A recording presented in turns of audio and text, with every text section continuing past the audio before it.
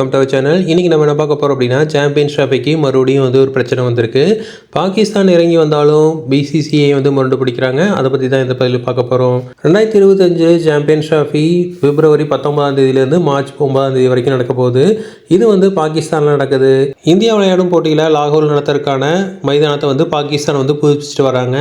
இந்த சூழலில் பாகிஸ்தான் போய் விளையாட மாட்டோம் அப்படின்னு மத்திய அரசு அனுமதி அளிக்கலை அப்படின்னு பிசிசிஐ சொல்லியிருந்தாங்க. இதனால நாங்கள் விளையாட போட்டிகளாக ஹைபிரிட் முறையில் நடத்தணும், துபாயில் நடத்தணும் அப்படின்னு சொல்லியிருந்தாங்க. அதாவது பாகிஸ்தான் விட்டு வெளியில் நடத்தணும் அப்படின்னு சொல்லியிருந்தாங்க. முதல்ல இந்த கோரிக்கையை வந்து பாகிஸ்தான் வந்து மறுத்துட்டாங்க. அதுக்கப்புறம் பாகிஸ்தான் கிரிக்கெட் வாரியம் சரி ஓகே அப்படின்னு இறங்கி வந்திருக்காங்க.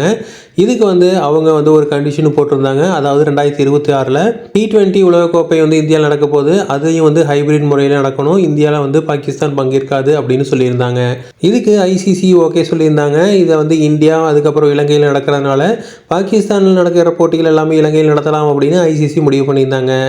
ஆனால் இதுக்கு வந்து பிசிசிஐ வந்து தடை சொல்லியிருக்காங்க. அதாவது ஹைபிரிட் முறைங்கிறது எங்களுக்கு மட்டும்தான் நடக்கும், பாகிஸ்தானுக்கு அந்த மாதிரி நாங்கள் கொடுக்க மாட்டோம் அப்படின்னு சொல்லியிருக்காங்க.